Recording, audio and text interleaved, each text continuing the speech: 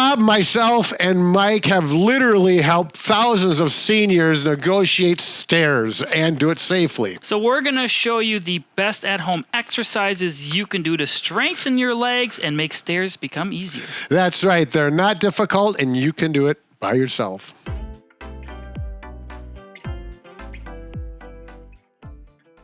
I'm Brad. I'm Mike, and behind the scenes we have Bob. Together we are the most famous physical therapy team on the internet. In our opinion, of course, Mike. And if you're new and like this video, make sure to subscribe at the end. Yeah, subscribe. Now, what I'd like to do is talk about strengthening your legs so you can get up and down steps safely and easily. And for that, you'll need to do closed chain exercises. Now, if you're confused by that, essentially these are body weight exercises you can do at home that'll mimic the muscle groups you need to use to climb stairs. That's right. It's actually better to do these exercises versus using lifting machines that we call open chain, but we won't get into that. All right, the first exercise, all you'll need is a firm chair and probably with armrests. You'll understand in a bit. Mike is going to demonstrate how this is going to work for all levels of people. If you're really weak legs, he's going to show you how to change that, and I'll help. And if you're already more advanced, we'll show you how it fits. So it'll fit the whole spectrum of strength. So the first exercise we're going to do are just sit the stands. This is pretty similar to doing a squat, which works a lot of the leg muscles we need for climbing stairs.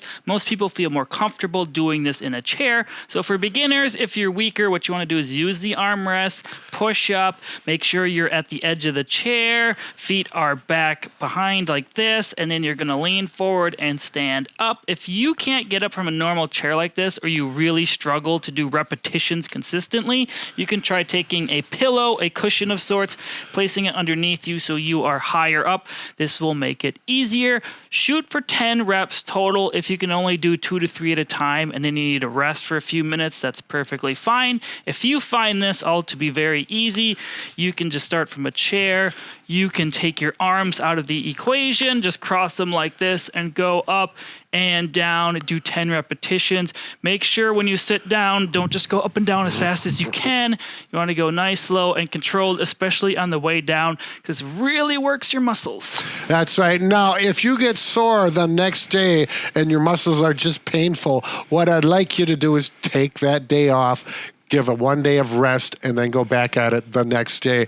That'll be, your body will adjust to that after a couple weeks, and then you could go every day, or 5 days a week would be probably the best. Exercise number 2 is going to be lunges. This is a little more advanced than the sit to stand, so you need some balance for it. However, if you want some support, you can hold onto a countertop, a stick, a chair, walker, cane, whatever you have. In order to do this, you're going to need to get into a lunging position or staggered stance like this. I'm going to hold on for support for beginners, and you're just going to start with a partial lunge. If you are new to this, just go as far down as you comfortably can and feel like you can get back up. You want to shoot for 10 repetitions on each leg. Once you do 10 on one side, you can switch positions and make sure to work the opposite side. Brad, what are some other things they need to do? That's right. Now, if you have knee pain, perhaps some arthritis, what I'd like you to do is just go in a pain-free range. Just go down. Once it starts to hurt, go back up.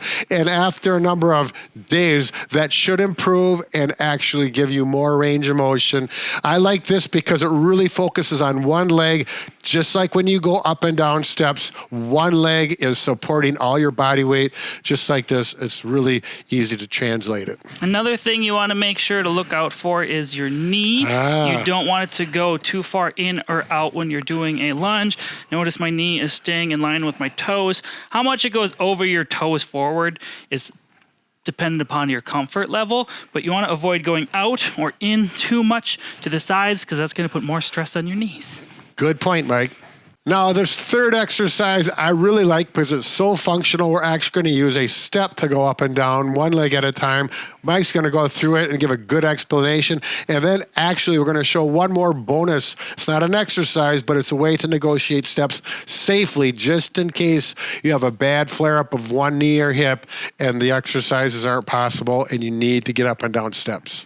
For beginners, you want to hold on to both handles for support if you have 2 railings. If you do not, you can certainly use a cane and 1 railing if that's all you have available. We're just going to perform a step up, but on 1 step. So if I'm doing my right leg, I'm going to step up like this and then slowly lower myself back down. A lot of people, if they're weak in the legs, will just plop back down. We want to go nice, slow, and controlled and do 10 reps on one side. Then make sure to do 10 reps on the other side as well. If you find it challenging to do 10 in a row on one side, you could certainly get little breaks by just alternating, but you need a little bit more coordination with that. That's right. Now, if you do not have stairs at home and you have a nice stable stool with the first step approximately 6 to 7 inches, and then you have, like I have, a solid chair with a cane for balance and stability, that is also an option. And Mike really brought up that good point. Good control. If you have to plop down because you're weak or because you have some knee pain, you'll probably want to hold on this exercise until you get stronger with the first 2. All right, now wouldn't it be irresponsible if we did not show you how to get up and down steps? For example, if one leg is very weak or it's painful, for example, from an arthritic flare-up, Mike, go ahead and show people how they can do it. So for the purpose of this video, we'll just say my left leg is the one that's weak and bothering me. So we're going to go up with the good leg. So my right is my good leg. And I'm just going to do 1 step at a time, up with the right, up with the right. And then we're actually going to go down with the bad.